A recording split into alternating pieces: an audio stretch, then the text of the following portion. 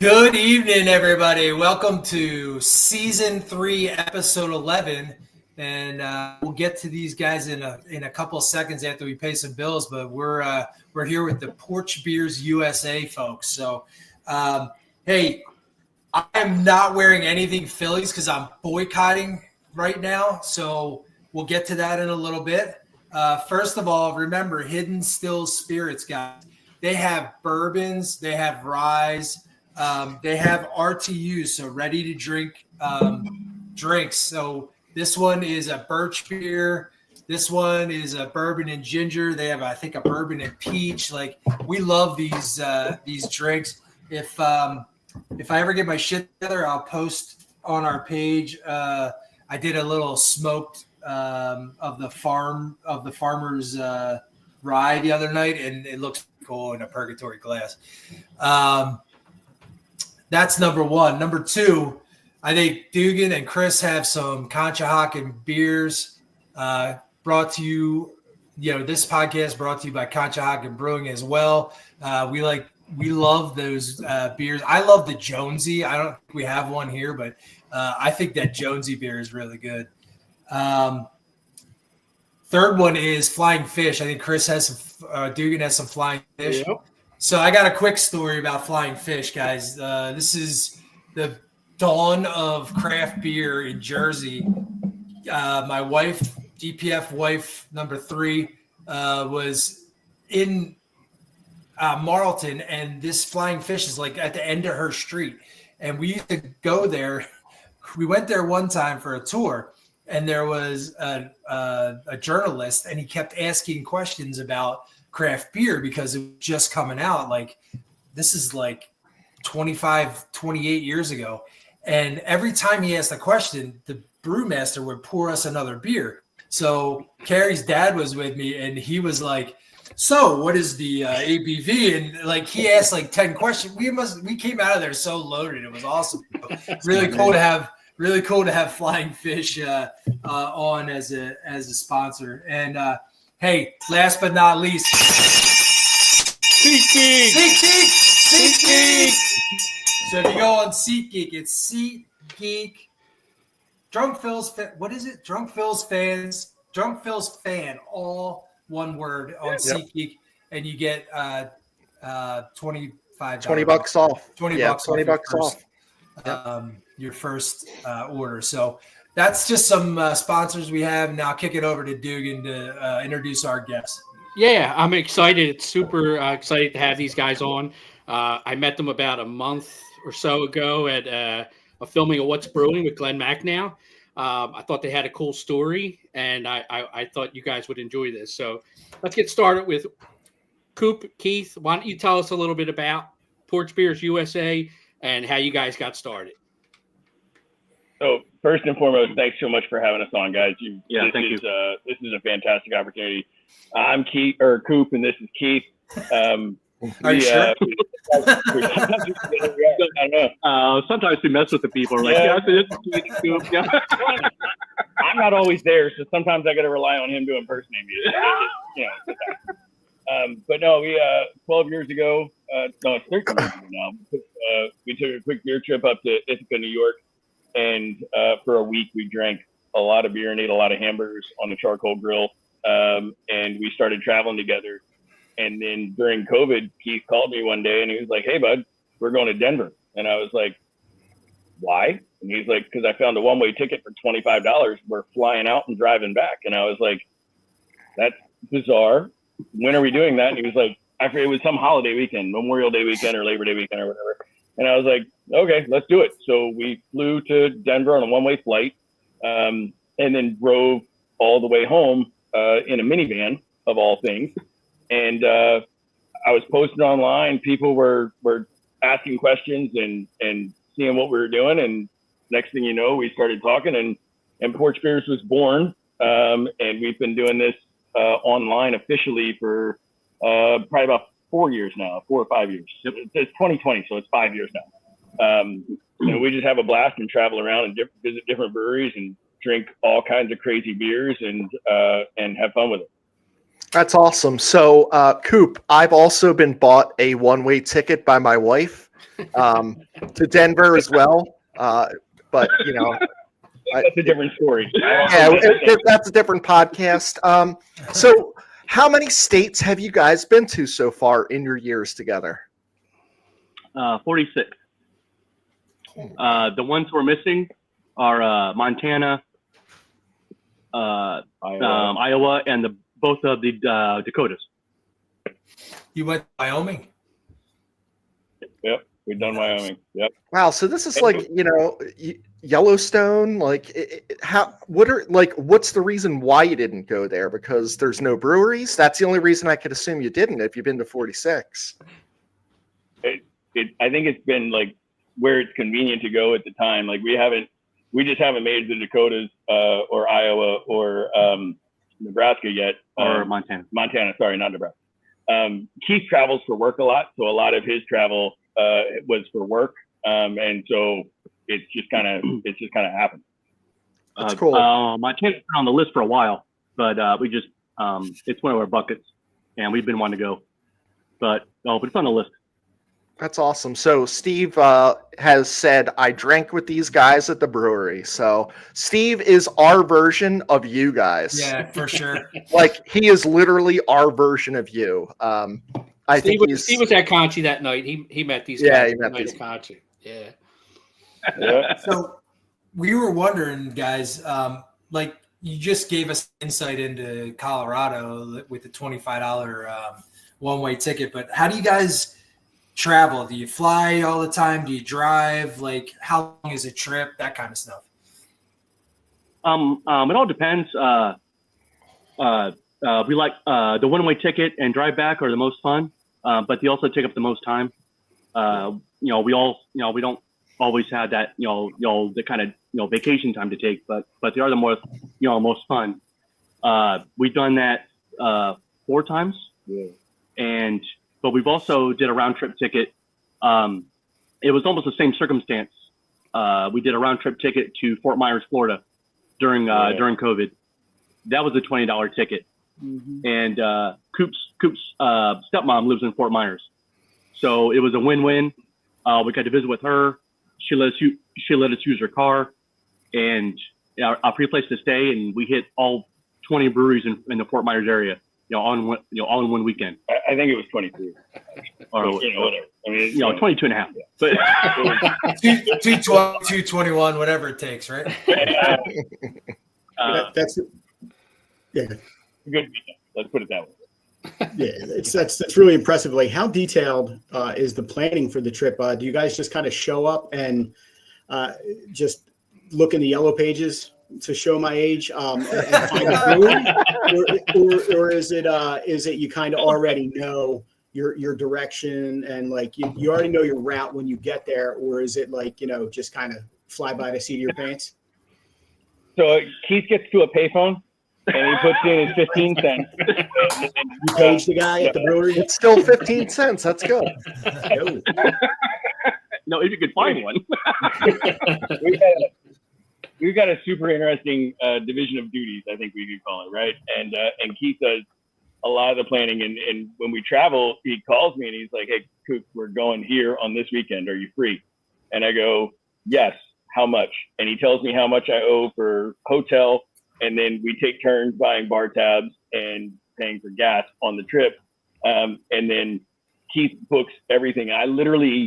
When we take a trip, I literally know nothing that I'm getting ready to do until he tells me what the next GPS coordinate is to put in the fucking phone. Because he plans it all. He's a saint, dude.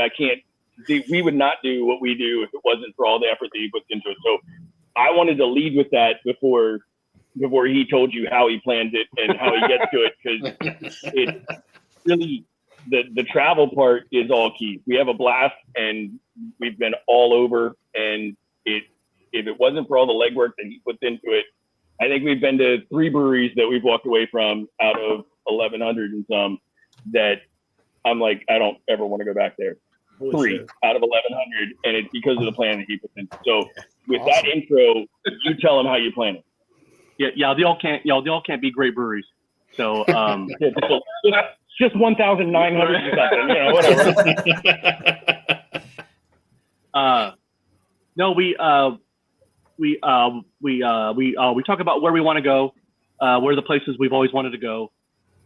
We pick either a state or a city, and then I start the research part where I start using Google Maps, looking for breweries in that area, and I look at reviews, and then probably the most important part is we start using our followers or people that we've met on our beer journeys, and sometimes I remember who lives where, and then I'll reach out to them, because your best source is people that live in an area or they've been there over Google Maps, and I'll just talk to them, and they'll tell me, they'll give me a list of, hey, you got to go here. You got to go here and order this, or talk to this beer tender. They're great, and then I got to come up with dates, and trying to figure out the timing is the hard part, and we have to figure out what vacation days we can take together, and then if we're gonna fly one way and drive back, or just do a round trip, or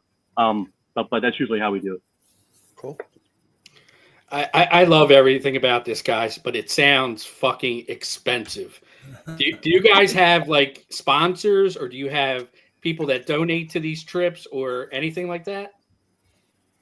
We have extremely patient spouses, is what we have. Join the club. Yep. All of us. This is all self-funded at the moment.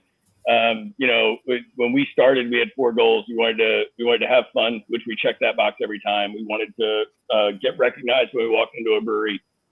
We've kind of done that in a couple of places, but mostly on the local front. We wanted to do a collab beer, which we've done a couple of times, and we wanted to eventually turn into a revenue stream. And as long as we keep checking those first 3 boxes, I think we're both good with keeping to do this. So it's all self-funded at the moment. If anybody's listening that wants to sponsor, we'll certainly not turn down a check. I can offline, I can give you my home address or Keith's, whatever, Venmo, whatever you want to do. But no, it's all self-funded at the moment. Amazing.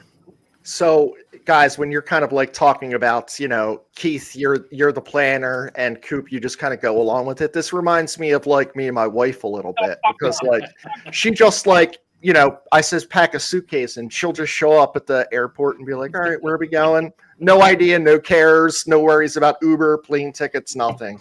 Not just his wife though. He does that for us too. He's like, that is true. Here's the 5 breweries we're going to. Okay. So, guys, I want to get serious for a second, and I want to know which state has the best beer. I think we both have different answers. Mm-hmm. Okay. So, my favorite state is Colorado. We've been there a couple of times. We went to the Great American Beer Fest last year. That was a bucket list. That was awesome.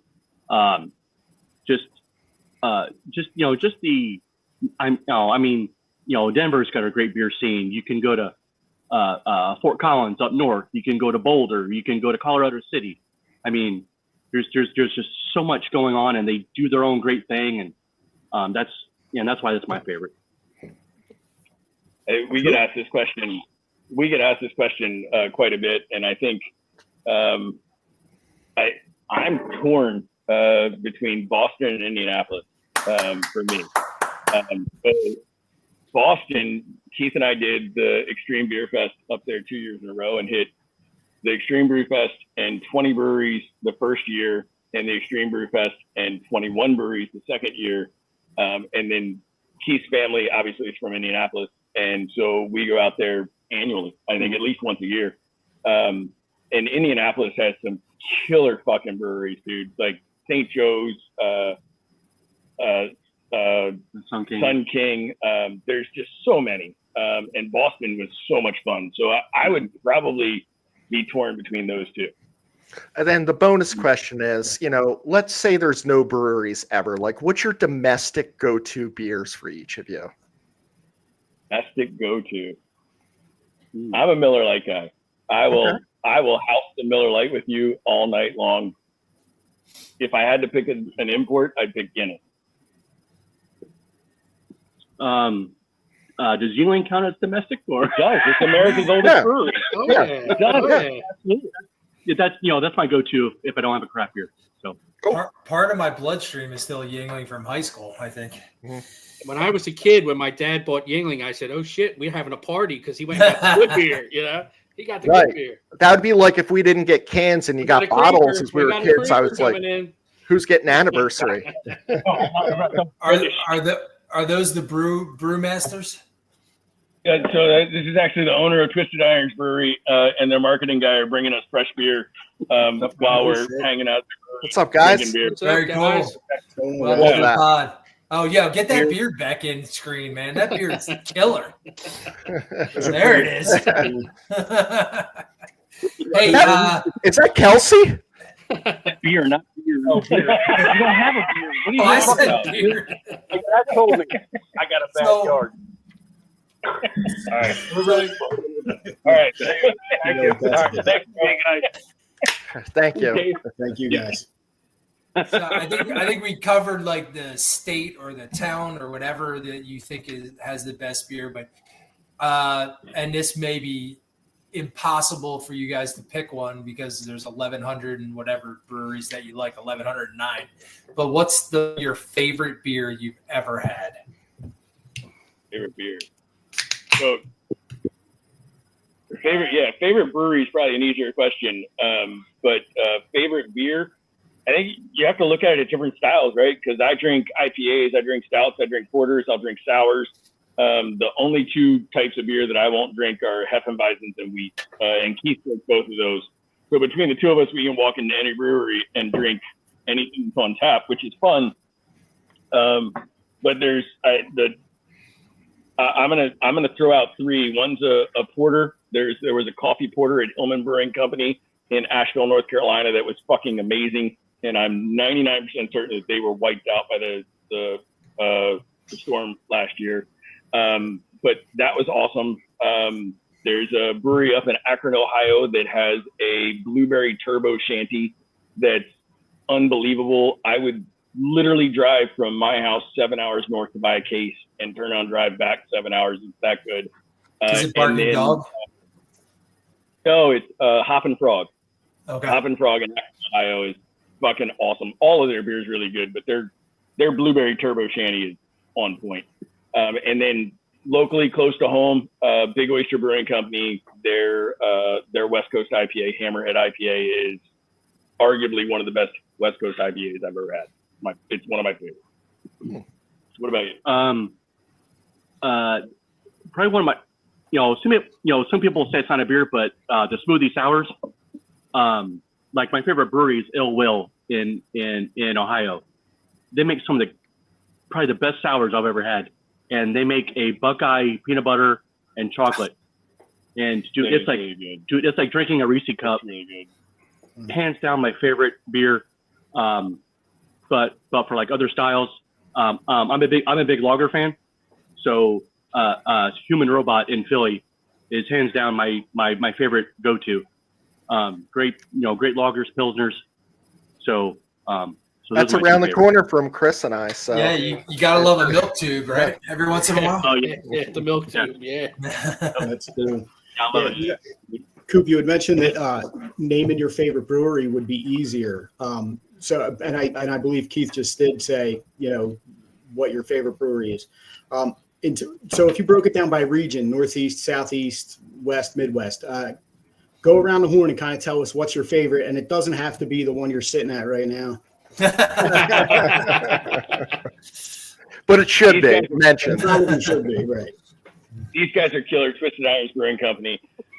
They've been so good to us over the past 6 to 8 months as we've gotten to know them. But my favorite brewery in the Northeast is easily, hands down, it's Fire Whistle Brewing Company in Elizabethtown, Pennsylvania, just outside of Pittsburgh. We went in there. They'd only been open for 4 or 6 months, I think, right? And we walked through the front door, and they had 4 beers on tap. And by the time we got from the door to the bar, they were down to 3. And by the time we left at the end of the night, they were down to 1 beer on tap. And the beer tender had been friends with the owner for 25, 30 years. They were longtime best friends. And he told him in a drunken stupor years back look, dude, if you ever open a brewery, I'll quit my job and come work for you. So fast forward 20 some odd years, his buddy called him and said, hey, I'm opening a brewery. And so he went to his wife and said, hey, look, I'm quitting my job and I'm going to go work for a whole lot less money, but I'm going to run this brewery. And she supported him and was awesome. And so they did it. And we went back. I guess we were back there last year, right? Last fall. Yeah, last fall we were back there. They opened up early for us because we couldn't be in town during their normal business hours. And their beer has grown so much. Their beer, the first time we were there was good. It wasn't great, but the atmosphere was just on point. And the story that went along with everything that they did, the reason it's called Fire Whistle is the local volunteer fire company's fire whistles on the roof. The owners, the captain of the fire company, my dad was a life member of the fire company back home. They told us, they said, look, if a fire whistle goes off, we donate $1 for everybody sitting at the bar when it goes off. And sure as shit, it went off while we were there. And I counted everybody at the bar and I threw cash on the table. And the guy's like, dude, you're the first person that's ever done that. And I was like, well, you need to find new customers because everybody should be doing that. Exactly. And I said, I didn't give a shit if there was 200 people in here. Granted, in my defense or their defense or whatever, there was only 5 of us in there, so it was really easy to match. But if there'd have been 200, I'd have fucking matched the 200 because it's just the right thing to do. You know what I mean? Like they're supporting the community. They give popcorn to the kids. It's just fucking awesome. And then fast forward to now, to go back last fall and watch them grow to where their beer is fucking on point. It's been super fun, and we've got a great relationship with them and their owners. They remembered us and everything. And they're great to us. Yeah, and this is the Reader's Digest version of that story. Like it's a lot deeper, but it was a lot of fun. That's my favorite version because of the story, for sure. Cool, very cool. Our friend Steve's been there, but he's drinking rum tonight to hopefully break the Joe Boo curse on the Phillies. So I don't know what he had on tap, but he said it was damn good. So. And then you guys have a fan on here. It looks like Sarah said Keith is the ultimate travel chief. Yeah, I believe that would be wife number 2. Atta girl, Sarah. Good job, Sarah. There you go. Yeah, that's good, Jeff. So that's funny. So, do you guys have like a bucket list brewery that you haven't hit yet?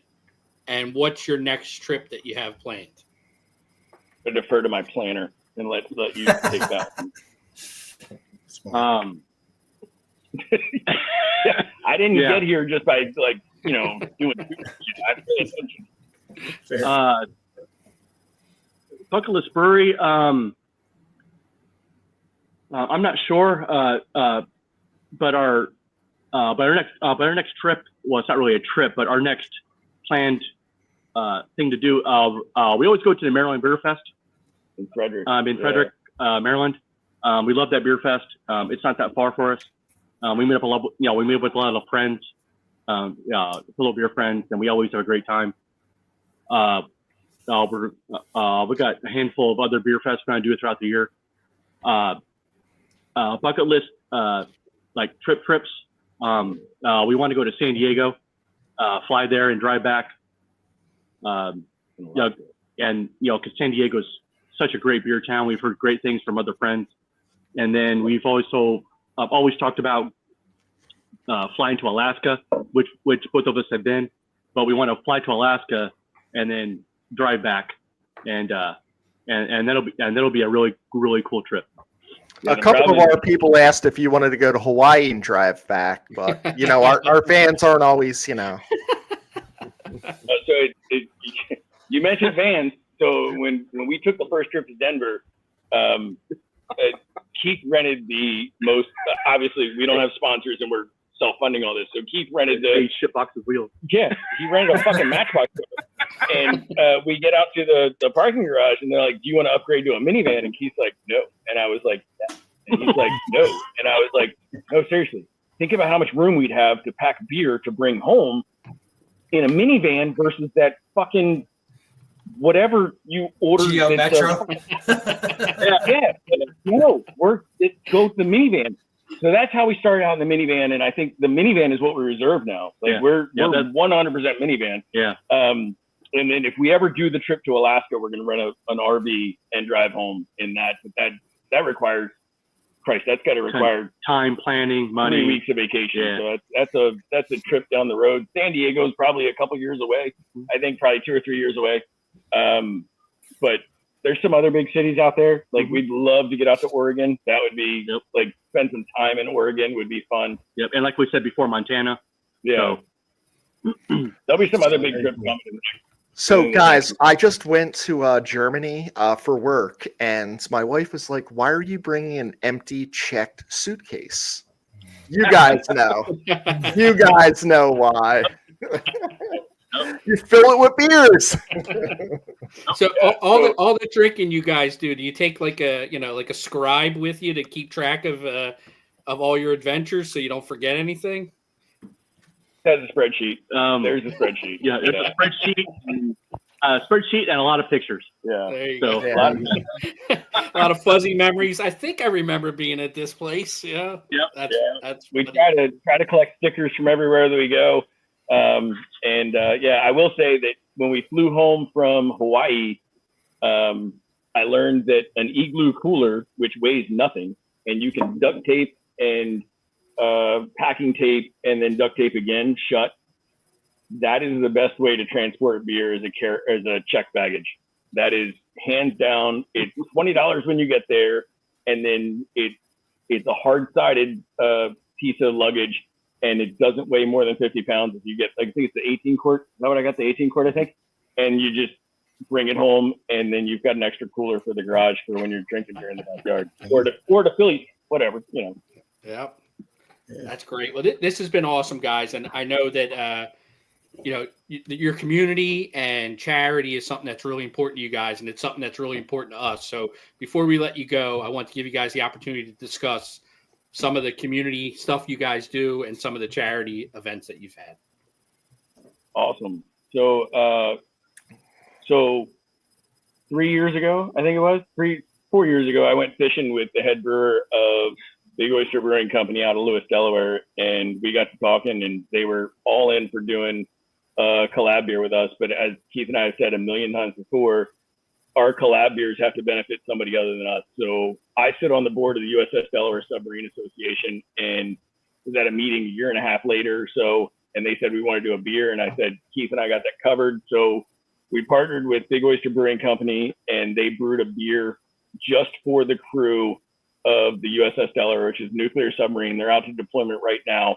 They'll be home probably late June, early July, somewhere in that frame. They left just after Christmas. And they are getting ready to do another beer with us. It was called Liberty Risk, which the crew named it the last time around. Liberty's when you go out and you're allowed to leave the boat while you're at port, right? And Liberty Risk is when you've gotten in trouble the last time and you're Liberty Risk. So they named it for Liberty Risk. That was awesome. And so we're doing another one. The crew doesn't know it this time around. The last time around they knew it. This time around they don't know it. But we're doing another beer for them, and we're going to take them.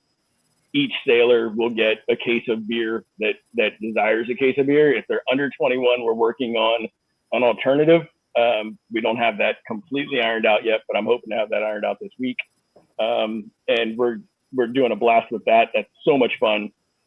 We also work with Delaware Breast Cancer Coalition to help them get items for their Wagon of Cheer auction item that sold for, I think it was $3,500 this year. I think $3,500.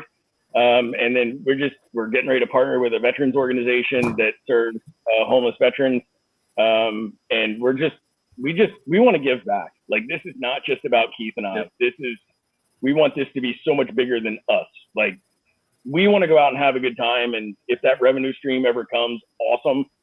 But along the way, we want to give back and help as many people as possible. And you guys, I know Chris or Dugan was telling me that yesterday on the phone, you guys did a whole thing for the folks that were involved in the plane crash and all the cash that you guys raised in a weekend. And like, kudos to you two, because you're using this platform to do something good for other people. So kudos to you two. Like, hats Thanks, off. guys. Yeah, We love appreciate that. it. Appreciate that. Yeah, well, we look forward, guys. Keep us posted on your adventures. We'd love to have you guys back on. Keep track. If you're going to be in the Philadelphia area, let us know. We'll meet up and we'll have some beers with you guys. Yeah, thanks for coming on, guys. All right. Absolutely. Really appreciate it, guys. Nice It's a to lot meet of you. fun. Have a good night. Right. Cheers. Keep up the good work. Thank you. No, I don't. No, I don't know if you want to. Do we leave? I think we should leave. You got They just- if you want to stay on and hear a lot of fucks. Yeah, we're gonna talk Phillies now. It's up to you guys if you want to hang around. You guys probably just go and drink beers. You're better off. I'm going to push the mute or the mic button and mute All right. myself so that I can hear the fuck and we can listen for a little bit.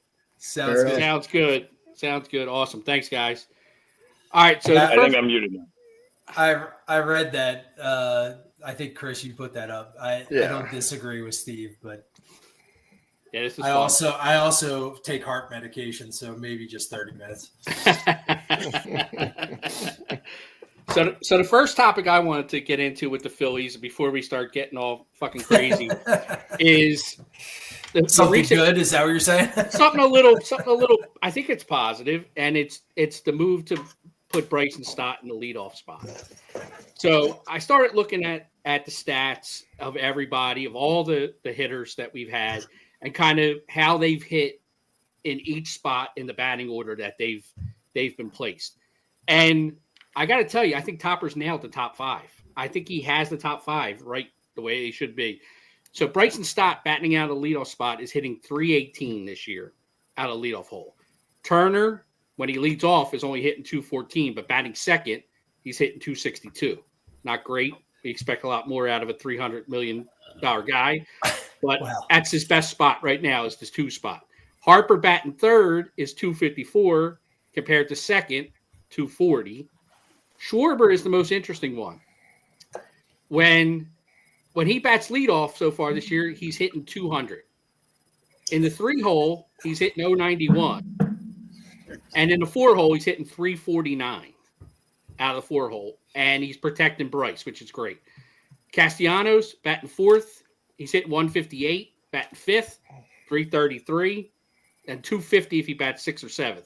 After that, it gets a little suspect, the rest of the lineup. None of them hit good in any spot, except for maybe Kepler hitting 364, batting 7th. The biggest problem I think the Phillies have is on base, hitting with runners in scoring position. Now, I looked at their stats, and surprisingly, as a team, they're hitting 251 with runners in scoring position. But I think the biggest issue is they're not driving in runs when they get these hits. Everything's a fucking single. This team's not hitting home runs. They're not hitting extra base hits. I mean, yesterday they had 11 hits, and it was 11 singles. And when you have 3 or 4 guys that run like they have pianos on their back, like Castellanos, Schwarber, Bohm, you're not scoring runs. You're just not going to fucking score runs. JT, JT's pretty good. But I'm just going to run down real quick. In my opinion, I think the top 5 in this lineup are set properly. And you could see that the top 5 are the guys that are carrying the weight in the on base, hitting with runners on base and runners in scoring position. Stott's at 320. Turner, surprisingly, is 318 with runners in scoring position. I don't see it, but he's 318. Harper's 333. Schwarber's the one guy falling down, 185. Castellanos 333, but now it gets ugly. Kepler 091. Realmuto 167. Bohm 214. Now Rojas has been hot. He's hitting 500 with runners in scoring position.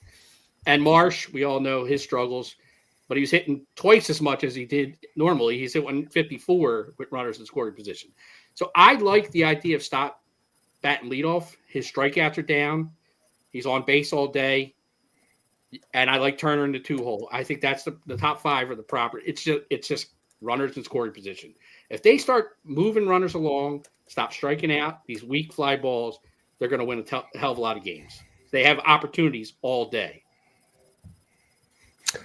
So, guys, Chris, that was awesome. I think that's like that's the positive portion of the show. Yep, yeah, exactly. And it's now we're we're done. downhill from here. The Phillies are soft.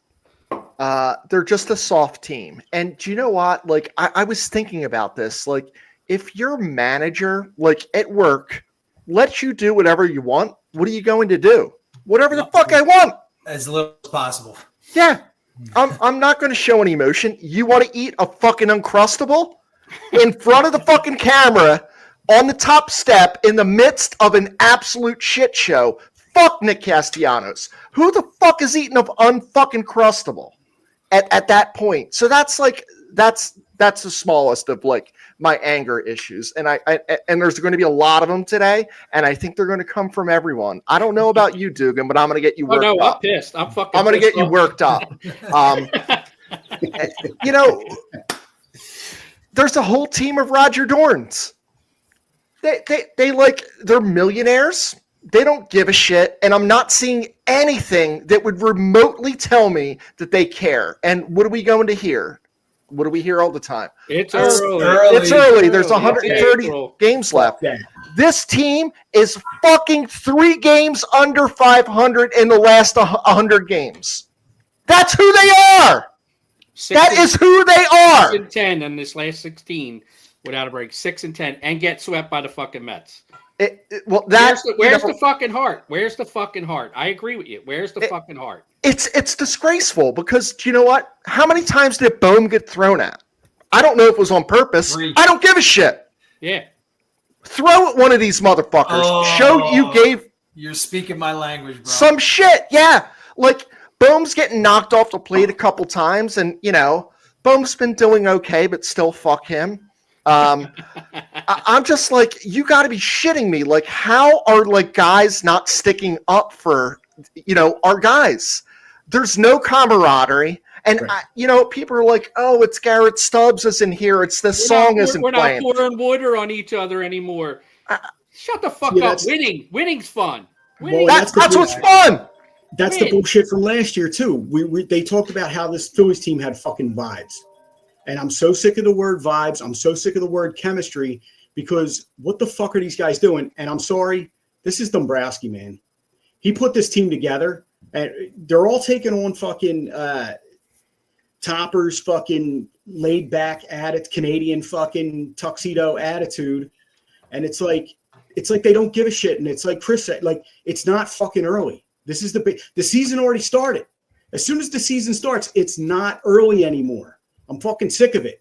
And Aaron Nola being 0-5 at this point with what, 5 or 6 more years left on this fucking contract at $25 million apiece. I'm sorry, but I was happy to hear that Harper last night, when he was talking to reporters, said, you guys are the ones that can say it's early. We should be playing good baseball from April through November. Yeah, but is he in the clubhouse fucking screaming at someone? I think you should that's be. What he, I agree. That's what he needs to do. And there agree. is nobody on this team right now who stands up. Where's a broken fucking helmet? Like, if Alec Boehm had channeled his fucking sadness into rage, this team might be in a different place. Instead of fucking sulking, he should have been screaming. And tapping his helmet isn't going to fucking do it.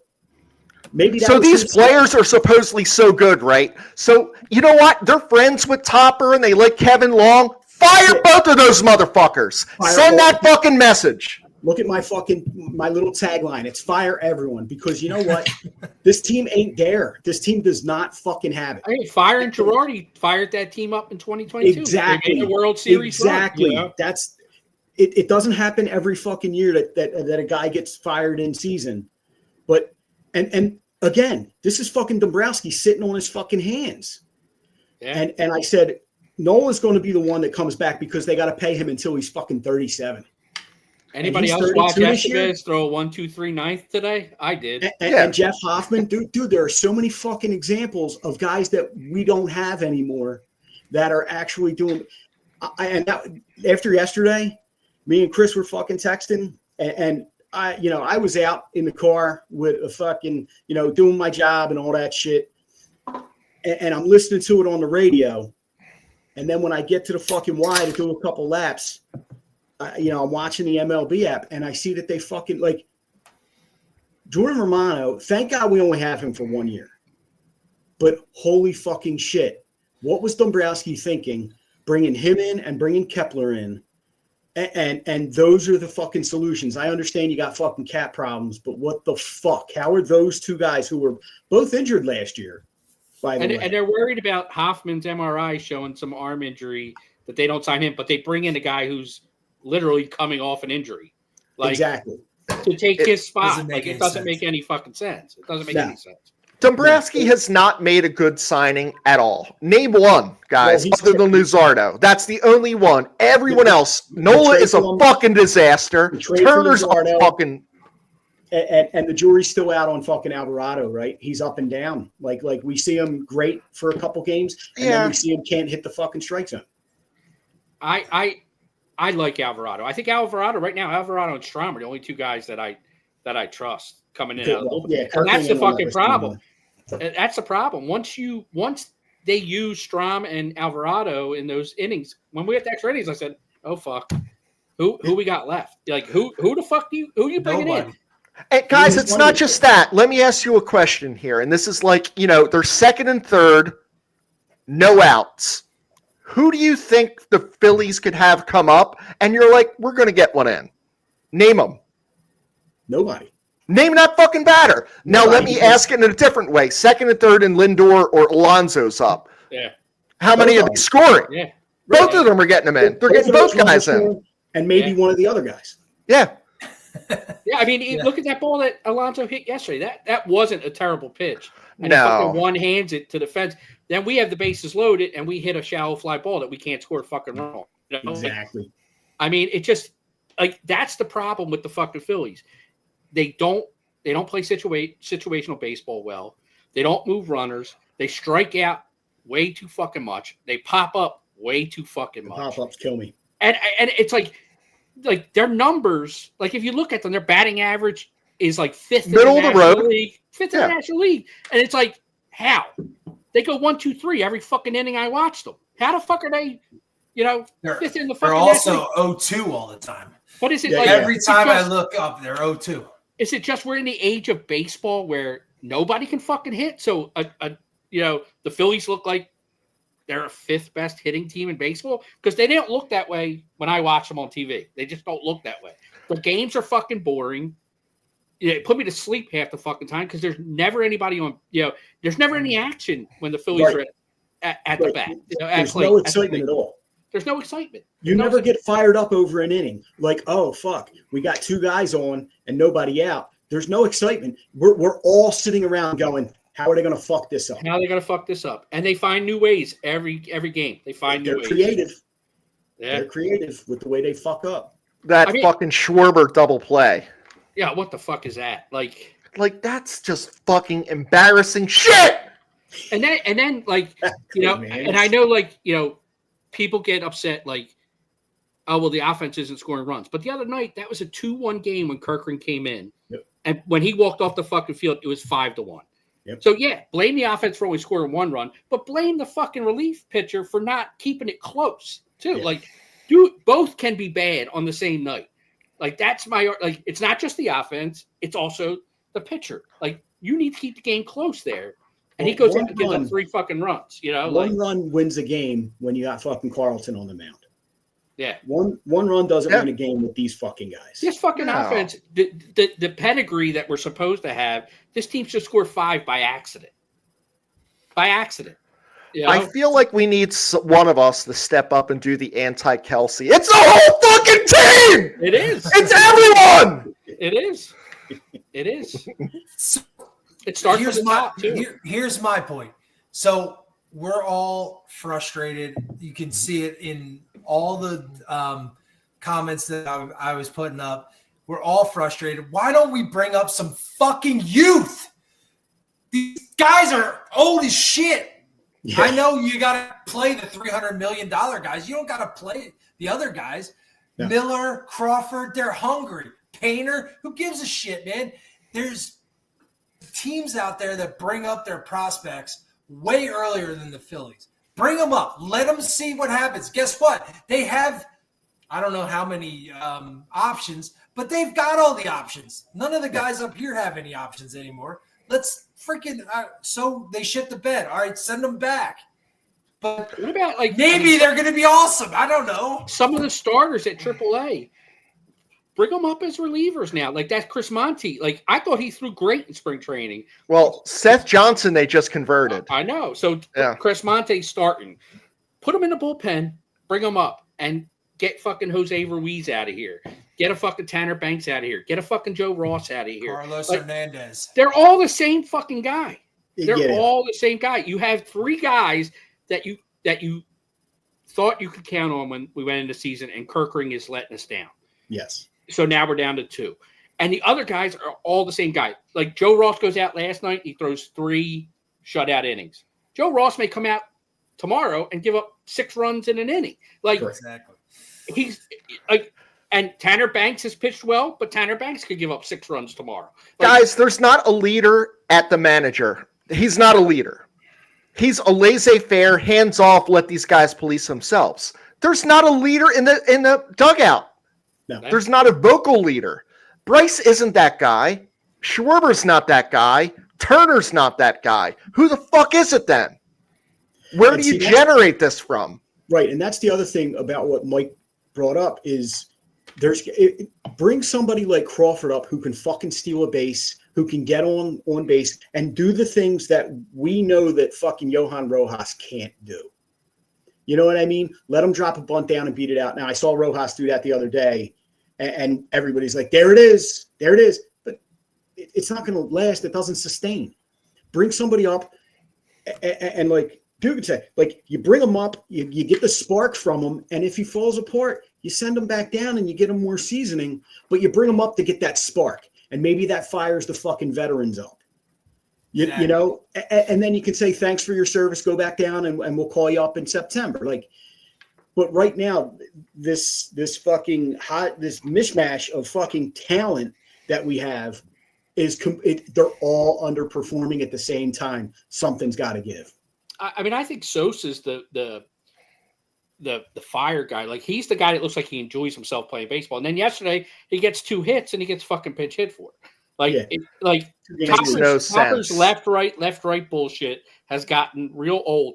I mean, go back to old school baseball. Who's my 9 best players today? And let's play our 9 best. I don't care if the fucking pitcher is throwing right-handed, left-handed, underhand, kicking the ball to home. I want my best 9 to go against your best 9, and let's play. And Sosa right now has proven that he should be in that lineup more often than he shouldn't be. Find a place to play the guy. Guys, and who's the spokesperson? You know, Rollins in 07 were the team to beat, and then they were, right? Or whether it was 06, and then Utley hates the Mets. Hoskin hates the Mets, or just hates other teams. I'm like seeing like these guys, and I do not agree with this bullshit. There's like a pitching change, or when Diaz came off, there's like Lindor talking to Harper like they're friends. I do not fucking talk to the opposing team while the game's going on, period. Other than to say, go fuck yourself. Do that all in the off season. Yeah. To me, I don't like that stuff. No, the body language, everything's terrible for this team right now. Everything's terrible. I'm not one to blame like hitting coach and manager because it's like the players play the fucking game. You know, Kevin Long is not telling guys to swing at balls 3 feet outside. But I think something needs to happen. Something needs to be shaken up. And if that means one of those guys got to go, one of those guys got to go. It's as simple as that. And it's funny, like we like before the podcast, we like kind of talk about what topics we want to, and it should have just been all of us snap out for 30 to 45 minutes. Like no fucking topics, just snap the fuck out. Say whatever you want. Together. Yeah. Because they're all connected. I think we already hit the first fucking 3. Yeah, I mean, we basically did. And then, it's like, I feel like a fucking asshole. I'm over here like, hey, buy some of our shit. It's 13% off because Blow Mono has a 13 ERA. But fuck it, man. I mean, we're still drunk and they might start rooting for those ERA go up so that the discount gets higher. Well, there was someone that got more likes than the post, and I'm like, fuck, man. Christ. Well, one of my other topics is we got Ranger Suarez making his final start on Sunday for the Iron Pigs. Now, I threw that topic out there before we had the forearm issue for Christopher Sanchez. So it sounds like Sanchez is okay. They may have to rearrange the rotation a little bit, give him a couple extra days. But as of right now, they're not saying he may not miss a start. We're bitching and complaining about the bullpen. I think our starting pitching has been fine. I mean, obviously, Taijuan Walker has been a lot better than we've expected. He's pitched better. I'm an advocate for putting Ranger in the bullpen. I'm 100% in, and I know they're going to send Walker, but I'm in with you on that. I think we need another reliable arm, and I pulled up Ranger stats as a starter and a reliever. Okay, so he's made 93 games as a starter, 68 as a reliever. His ERA as a starter, where the hell is it? Is 3.5. His ERA as a reliever is 2.9. Chris, is he one of those guys? Like, what I want to know is, like, when he's starting, like, what's his first few innings? Because I kind of remember him being a slow starter. He is, and I don't have it here, but I did look at that, and it was like when he pitches in the 6th, 7th, 8th, 9th inning, extra innings, his ERAs were in the 2s and the 1s. In the 1st, 2nd, 4th, it was like 4s. His ERA was higher. I think he's the guy you need to put in that bullpen. I'd rather have Ranger Suarez pitching 3 days a week, an inning or two at a time, than 5 innings one day, every 5th day, especially the way our rotation is right now. I think they need an arm in that bullpen that they can depend on and give you that third. And hopefully Kirkering rolls around and stops giving up fucking bombs.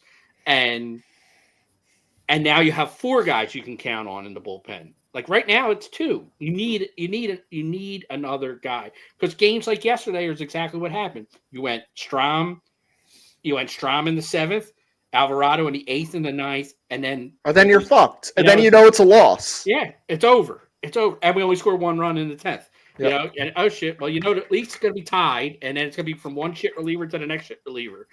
Give me another guy. That's a perfect spot for Ranger to come in, because if the game goes 11, 12 innings, he could give you 3, We've been screaming what Jimmy said for 2.5 years now? Yeah. The problem is you need a third guy. You need another guy that can get you there. You need a 7th, 8th, and 9th guy. And they don't have it right now. So they're trying to piecemeal it together with the matchups and the nonsense. With analytics. Yeah. Yeah, with the matchup. I mean, I don't know. Can this Seth Johnson or Mercado, there has to be someone in the fucking minors that can step up. Can we get a fucking strikeout pitcher to come in out of the bullpen? Fucking just blow guys fuck away. Blow them the fuck away. Yeah. Too much contact. Too much walking. They walk too many fucking guys, this bullpen. Yeah, in 22, when they went to the World Series, they had a few guys who could come in and just fucking throw gas. You know what I mean? Like you had 3 or 4 guys coming out of the bullpen that could get close to 100. They were throwing at least 98. So I know this is later on in the Dugan's thing, but if you're worried about Painter's pitch count, why don't you bring him in and put him in the pen? You're making my point. I know, but that's someone just said the bridge to Lidge. It was Steve in the comments. Yeah, so does Painter become the closer for this year and Alvarado's the bridge to him, or vice versa? That's your third guy, right? Guys, this fucking bullpen is so fucked up. I was Googling Junior Marte the other day. Where the fuck's this dude at? I'm like, Connor Brogdon, is he available? Oh, you said Connor Brogdon, yeah.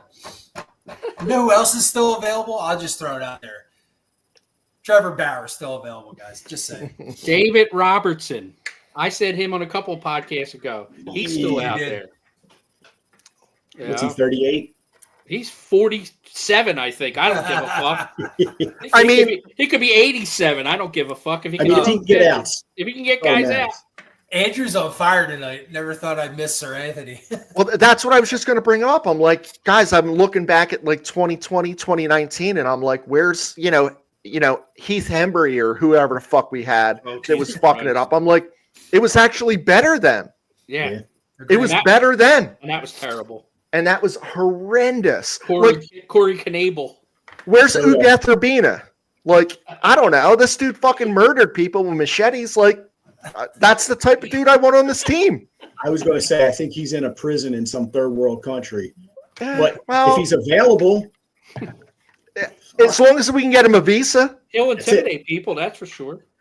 I told you, Andrew's on fire. Brad Hand's available. Yeah, that's another one. Fucking Brad Hand, Jesus Christ. I can't. Jesus Christ. I agree with Philip here, dude. Here's another one. Trevor go to the locker room and flip out. Totally game at this point.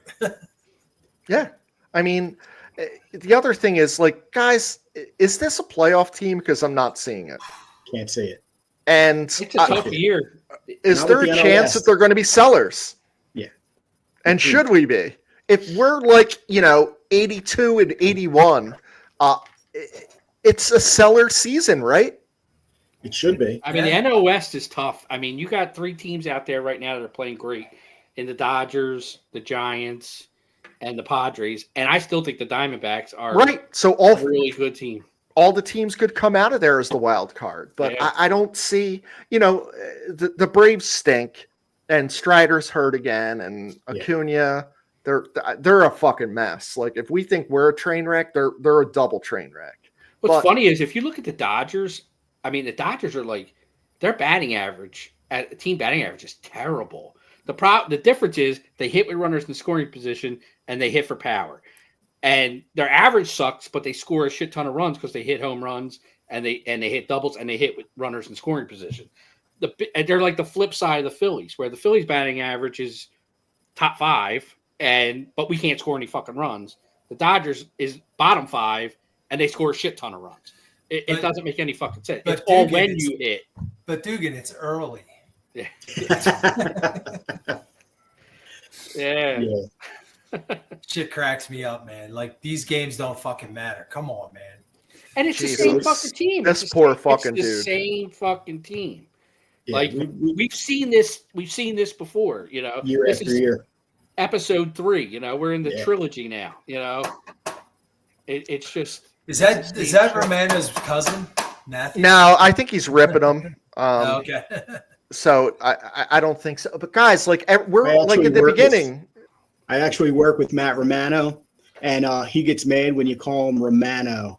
So, Matt, we really appreciate you checking in. I know it's supposed to be Romano, but as we've said on this podcast before, he's Canadian, so it's Romano. So I'll see you tomorrow at work. That's fun. I mean, as far as being sellers, Chris, I think, if we get to the deadline and we're, hovering around 500 and we're X amount of games back. I mean, you got Realmuto on the last year of his deal. Sell. Schwarber's on his last year of his deal. Sign or sell. Yeah. Then you have all these pitchers on 1-year deals with Romano and Ross. And, I mean, I don't know if you're getting shit for those guys. I mean, Realmuto might get you something to a contender for his defense. Red Sox. Or maybe we can get a lot bunch of guys to stick in the minors. Schwarber would get plenty because we're kind of talking about signing that dude for 3 or 4 years. So Schwarber's like a huge piece. And see it, Kyle. Like, I don't know. Fuck it. Can we pack Trey's bags? Well, no one's taking that. He's untradeable. And we were talking the last time I was on. One of my questions was, is this the year we finally trade some of these prospects to get over that hump? And now we're talking a couple weeks later about, are we sellers? That's how bad this has gotten. Yep. Oh yeah, I mean, we kind of talked about at the beginning of the year of this podcast, like, oh, it's running it back. We were dead wrong. Everyone is worse. Yes. Every player on this team is worse except for 1 or 2. They've all regressed. Yeah. There's a few bright spots, but everyone regressed. So you're not only bringing back the problems, the guys that were actually good are now worse than they were. I agree. I think Wheeler has struggled early going. Nola, obviously. Luzardo's been a pleasant surprise. Very good. Walker's been a pleasant surprise. Yep. But yeah, I mean, Stott is kind of having a rebound year. Yeah. Marsh has been terrible. Harper's down. Turner's down. Bohm's down. Romuto's down. Kepler's a disappointment. Castellanos has been okay. I think Castellanos has been good. But he's another guy. I think he's got 1 year left. Do you try and shop that 1 year at the deadline? Chris, that fucking Uncrustable had me pissed off. Could you imagine Mike Schmidt eating a fucking hot dog? Way. No fucking way. Nolan Ryan having a fucking Kit Kat? That's the Are you fucking dead serious? He's leaning over right in front of the fucking dugout, eating it in the fucking camera. Well, it's fucking no good. That's the environment the Phillies have fucking created. They got a goddamn refrigerator in the fucking dugout. They got goddamn refrigerators out in the bullpen. Like, they've created the fucking country club. Why won't these guys kick their feet up and put their sandals on and go, hey, I'm running around in sand. I might as well wear my fucking flip-flops. I'm waiting for somebody to say, not today, Topper. Like, yo, grab a bat. You're going in. Not today, Topper. I'm good. With his flip-flops on, right? I'm good. Put Sosa in. Yeah. No, this team is frustrating beyond belief. Watching them is hard. And I'm 51 years old. I've been a Phillies fan my whole fucking life. I watch 162 goddamn games a year. And this is the first year where I feel like I don't even want to turn them on. Yeah. Like, I don't like them. I watched all those shitty teams in the late 90s and the early 2000s before they, and after the run in the 2000s. Because you were hopeful for something, Chris. But I watched those shitty teams, and this is the team that, I said it on the last podcast, maybe making that World Series in 22 was the worst thing that could have happened. They weren't ready for it, and they can't live up to it again. They're just not good, and they're riding it. They're riding it on that coattail of, oh, well, this is the World Series team. It's Harper. It's this guy. It's this guy. Harper is the one who's riding it. They're Harper's riding the one who's benefiting the most because they're riding that. Let's be honest, he doesn't make good decisions during the games. He's not managing this team well, and ever since 2022, it's almost like he's untouchable, and that's bullshit. Yeah. And how about Cody Clemens not getting a fucking start in 30 games? Come on. Have you ever heard of that? A bench player not getting any start. Like, we started fucking Rodolfo Castro 2 years ago 3 times in 30 games. Right. Clemens got none. And I'm not saying he should. I don't know what the story is, but, like, what the fuck? This dude's, like, sitting on the bench. Yeah. Well, they're like Cal Stevenson. Cool. No. And Topper's like, we know Cody will land on his feet. He's a solid ball player. He's a major leaguer. He'll latch on, like, because like that makes us feel better that he didn't get a single start. But he was literally a placeholder. He was a placeholder. That's it. Yeah, for Weston. Yeah. And it's funny because, like, someone said, oh, it's good we got rid of Clemens. He's a Nepo baby. Listen, I didn't feel old because I didn't know what the fucking Nepo baby was. So if you guys do, good for you. It's nepotism baby because, like, Roger Clemens, Gotcha. but I had no idea. I think Clemens is a decent ball player, but people are. He was like the backup quarterback in football. Everybody wanted to see Cody Clemens until he actually got to play, and then it was like he would have been exposed if they would have tried to play him every day. He's like a 197 career hitter in the major leagues. He was a nice guy. He had some big hits for us the last couple of years, but for people to hang on Cody Clement, like, he wasn't going to save this team if he was in the lineup, and he literally reminds me of a backup quarterback. Everybody loves him till he plays. Guys, I don't want to be positive here either, but, like, you guys many of you, not saying you guys, wanted Nick Sirianni fired, like, and then they won the Super Bowl. Right. Do we have that here, though? Is there any parallels? Is there any positivity we can draw from that? Here's the thing that the fucking Eagles did. When the Eagles were 2-2, what changes did they make? He shaved his hair. Well, he shaved his hair, but they started playing the young guys. Cooper DeJean became the starter, and they changed the offense. They asked Hurts to do less, and they handed the ball off. They made major changes, not only to the roster, who was the starters. They changed the game plan, and they changed the way how we're going to play and how we're going to win. So the Phillies just roll it out. Here's the only thing. They did that in the bye week because they had the 5th week was their bye. They were 2-2, yeah. They're 2-2. 5th week is their bye week. They did all the things you just said. Hand off to Saquon, put in DeJean, so on and so forth. This is different because you got to do it on the fly. So Topper needs to like lay the hammer down and get some people in there that actually fucking care about. Have some ball. I'm gonna He's not that dude. out just like you, dude. Like, well, then get somebody who fucking cares. Like somebody said earlier in the comments, put Bo in there. Bo is like 82 years old. He'll get in their ass. I swear to God, he will. Bring John Tortorella in. Right, exactly. Bring Torch. He's available. But like, you gotta have the balls. You gotta have the balls. Got to do something. You gotta have the balls. I think what we're seeing is nobody has the balls, and that's the issue.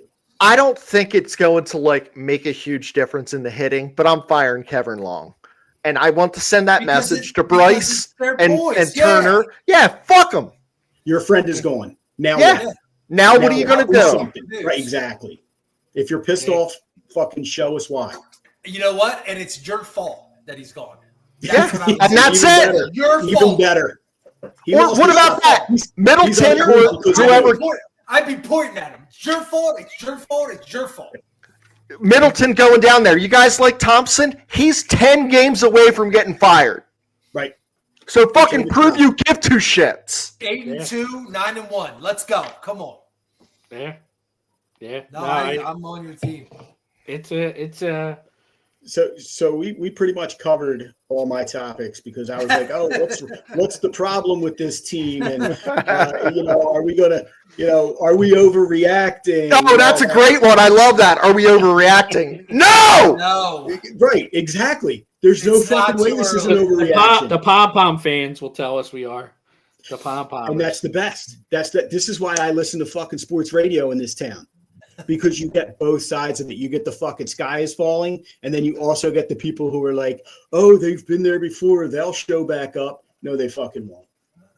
I think this team is capable. If they get hot at the right time, they're capable of winning a shit ton of games. The problem is they're not fucking consistent enough. They're not consistent enough. He may be overacting. We like Matt. Hey, all right. I'm going to do trivia because it's relevant today, and then we can do whatever we want to do. So, what team had the highest bullpen ERA last year? White Sox. No. Bonus points if you know, like, ballpark what it was. I'll say the Angels. Nope. No, I'm going to go with, like, it'll probably be a surprise team, like a playoff team. Who made the playoffs last year? Fucking Houston, and maybe it was like 5.5. Not the Houston, not the Marlins. It was the Rockies. They had a 5.41 ERA. Do you know what the pen for the Phillies is right now? ERA? It's got to be over 6. It's 6.53. 5.56. So they're higher by 15 tenths. But we're only a third of the way into the year, so let's we can right the ship. But we're not a mile high, Mike. That's the other thing. And I don't know if we have the guys. We talked about it with Ranger or Painter or somebody. I don't know if we have the guys to right the ship. But I thought it was telling that the worst team in bullpen ERA last year. We are worse than them right now. I'm not surprised though. Like we've seen it. That's the eye test. You know? Oh, do they pass the eye test? Fuck no. Hence purgatory. Really. Very nice. Very nice. Yeah. I know. Well, the NFL draft just started, guys, and oh, did it? Yeah, 8:00. I don't know what's going on. I just saw the Titans are on the clock, baby. I just looked at the clock and I was like, at midnight. So how soon before we just say it's football season? Well, you're going to hear a lot of EAGLES chants if they got their ass handed to them at Wrigley. You got that right. Deservedly. I hear them all the time.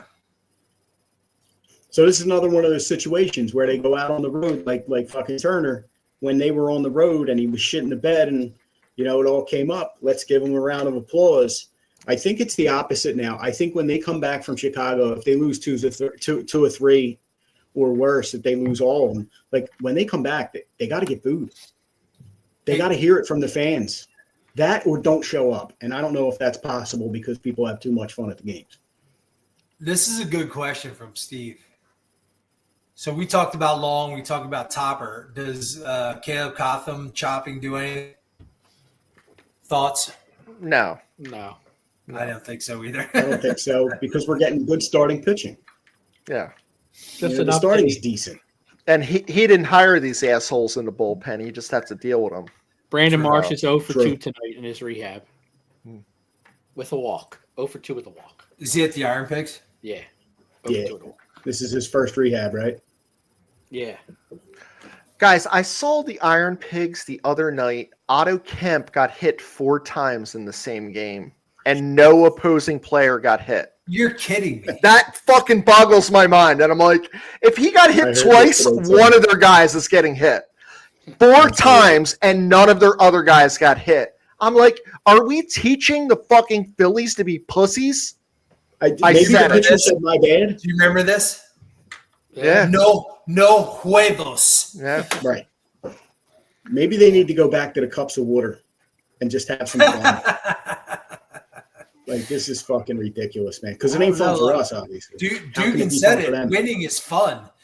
Dumping water on people's heads is fucking ancillary bullshit, in my opinion. Like, just go out and fucking win some games. Yeah.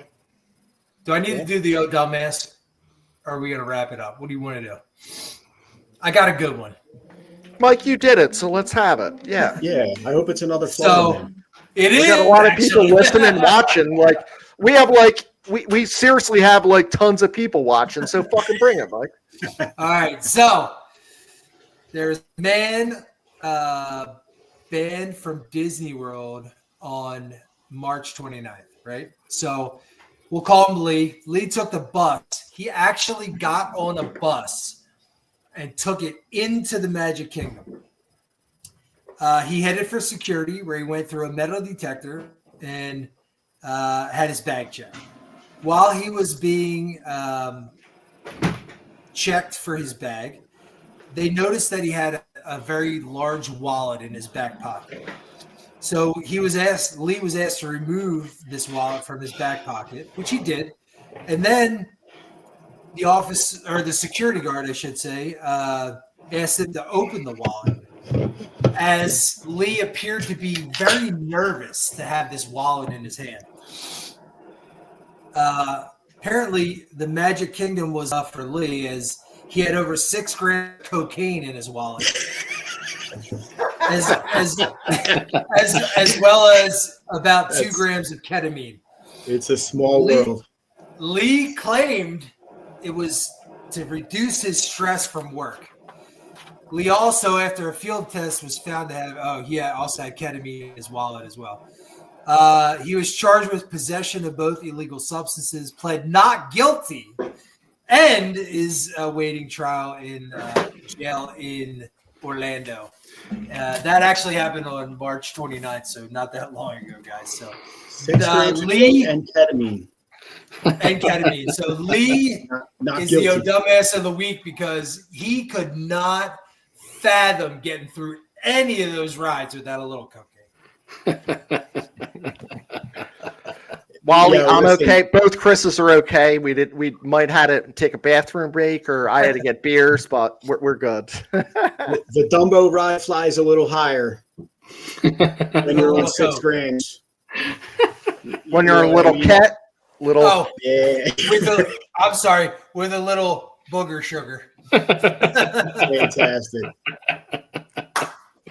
Fantastic. Guys, are you excited to watch the game tomorrow? So here's my point. I'm always into watching a Phillies game. You guys know this. But I missed yesterday because I was at a work meeting. And so I am really actually excited to try and watch it tomorrow. It's like a 2:05 start or something like that. Yeah. Problem is I love baseball. And I love watching the sport and how it unfolds and like everything about it. and I love when our team does well, but I hate going into it thinking, how are they going to fuck it up? I love baseball. I love the Phillies as much as they piss me off.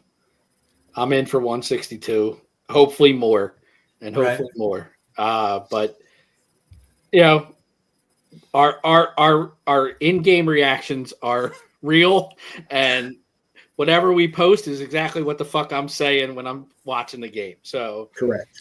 Yeah, so I was watching the game the other day, and like, I was obviously snapping out here in the garage, and like my wife is inside, and she comes out. She's like, "Chris, like, what's going on? Like, what's the problem? How can I help you?"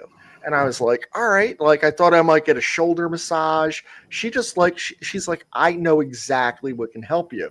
She took the remote and turned the TV off. I was like, that's what we don't need to do right now because I got to watch this. Like, they're talking about flushing it. I don't flush shit like that. I think about like what I did wrong. If you don't learn from history, you're going to fucking repeat it. We know this one, right? That was, I don't know who said it. Does anyone know? It's not Benedict Arnold, but wasn't paying attention.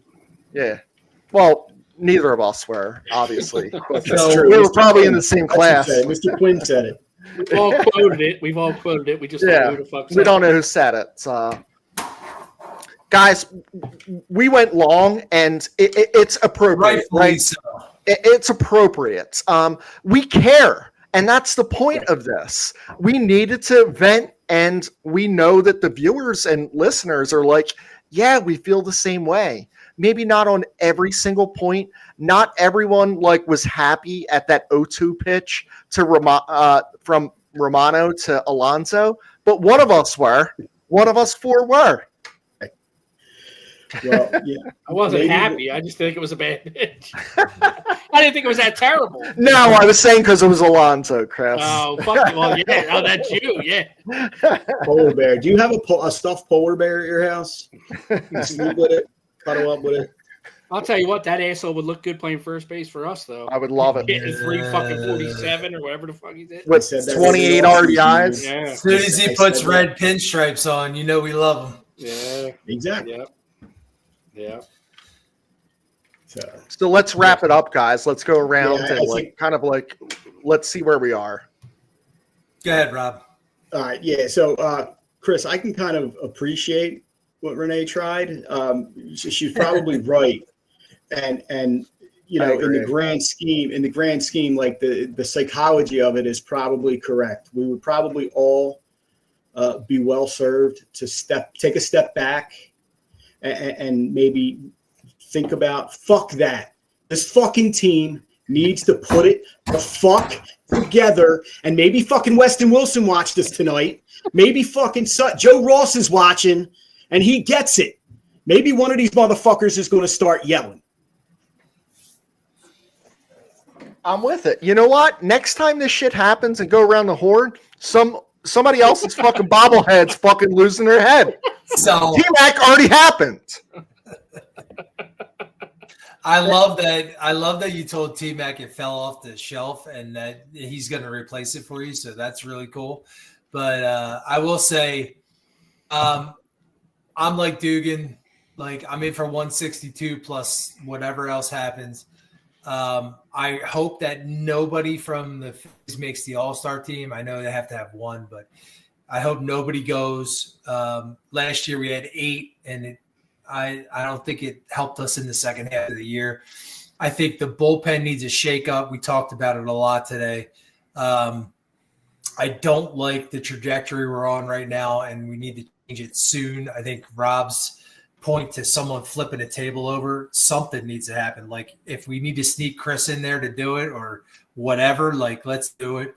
But, you know, the next few series are critical. Like, after getting swept, you need to win 2 or 3 more series after that to right the ship. And that's what I think we have to do.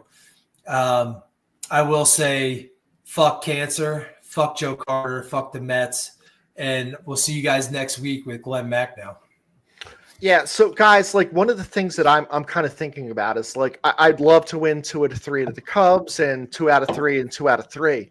This team is not built to win in the playoffs. So I want to see those changes. We can have those streaky points where like Schwarber gets hot, Harper gets hot, or one of the people get hot.